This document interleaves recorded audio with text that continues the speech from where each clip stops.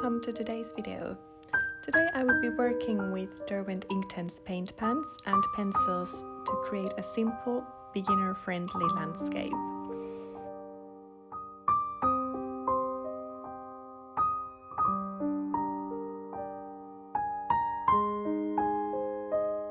I've had these Inktense products for quite some time already and gotten familiar with them. I like to use them in combination, so basically I pretty much always combine the pencils with either paint pens or Inktense blocks. But today we'll be working with the paint pens and pencils. To begin with, I'm using the paint pens to create a base layer of colors. If you've seen my other videos, you know already that this is my usual way of starting a painting, and I really like to work on layers, and Inktense is the perfect medium for that. As the name suggests, Inktense is very intense when it comes to pigments. It can be difficult to get light colors, but practice actually helps here, as in everything you do. So if you're a beginner with Inktense, my advice is to use this medium as much as possible. See how it works for your art style and find the best techniques for you.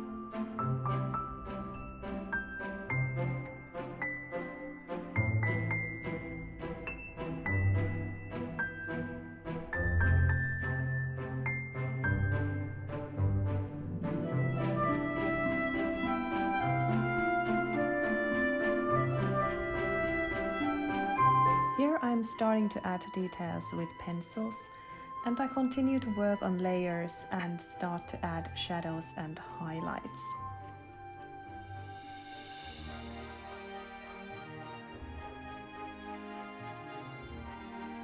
I'm using here my selection of Inktense pencils from their 24 pencil set. I do also have the larger set of, I believe it's 100 pencils, in my art supply drawer. However, I like to challenge myself to work with a more limited palettes every now and then. And also I want to show you that you don't always need the full set of all supplies. I worked with these 24 pencils for a couple of years actually before getting the larger set, so I wanted to really know that I like Inktense before investing in anything larger. This is how I usually do with art supplies, and to be honest, I'm someone who doesn't quite understand the term full set syndrome. I will probably make another video about this topic at some point, but my message to you right now is to use what you have, think carefully what you need, and test things out before deciding to get what you want. But more about that topic at some other time, and let's get back to this painting in question.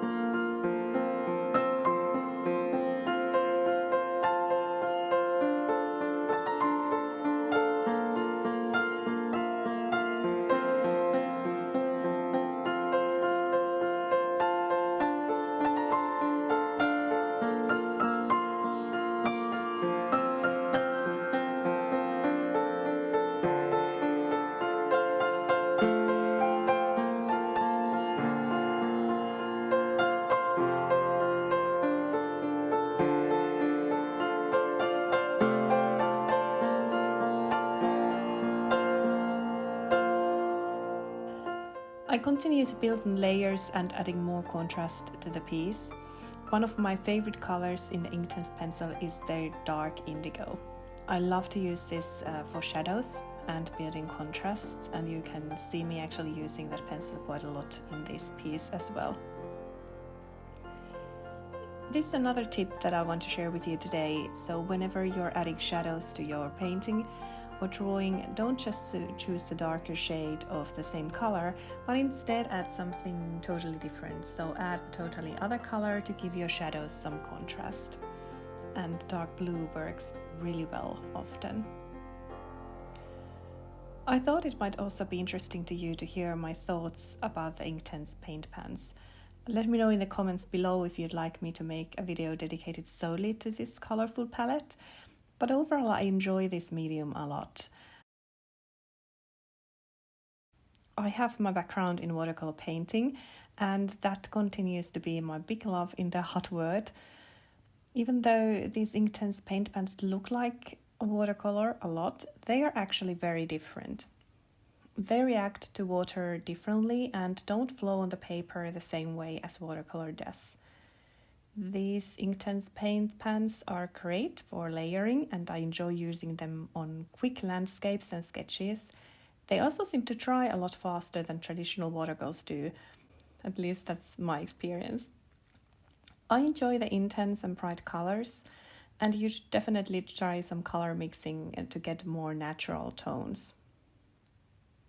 I have often heard people complain that Inktense has too few neutral or more earthy tones. Well, personally, I don't find this an issue as such, since I truly enjoy color mixing. But yes, it might take some time to get used to this medium and find the right way to use it if you are more into muted tones. Now, as I've built some layers and some base layers here, I'm adding details and adding more shadows and contrast. I found this reference picture, I believe, in Unsplash, and I immediately loved the light in the picture. So it feels like a beautiful late summer evening. It also challenged me to combine warm and cool tones to get that warm glow on trees and grass, but also include all the shadows.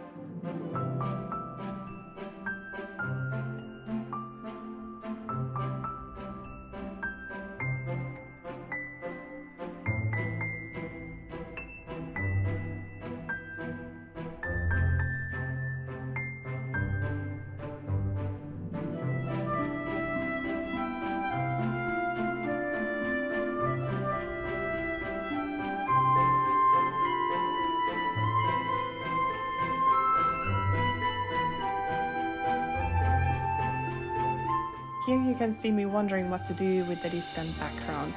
I wanted to keep it very abstract to give the effect of a distant forest, and I decided in the end to combine white with a little bit of blue and brown, and I think it worked quite well.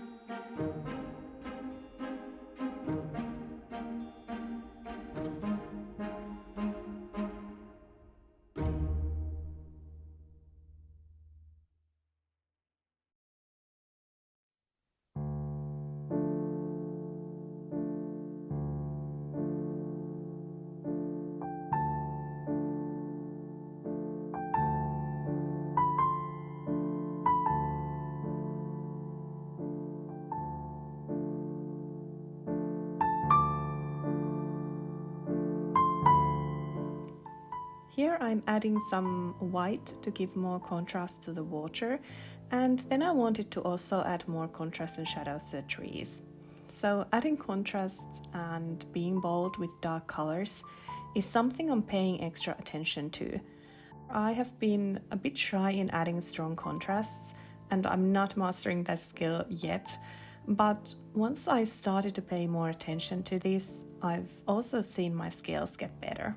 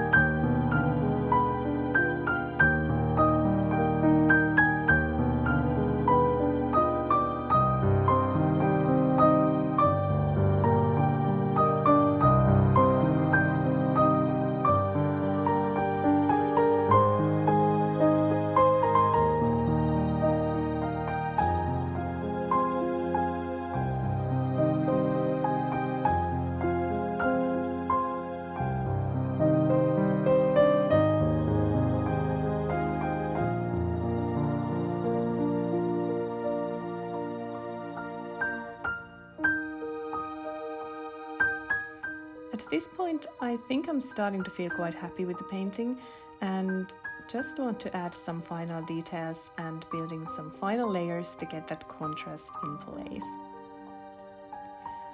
I hope you enjoyed this video. Please share your Inktense experiences in the comments below. I would love to hear your tips and tricks or even your failures, and this way we can really learn together. Thank you so much for watching, and I will see you again in the next video.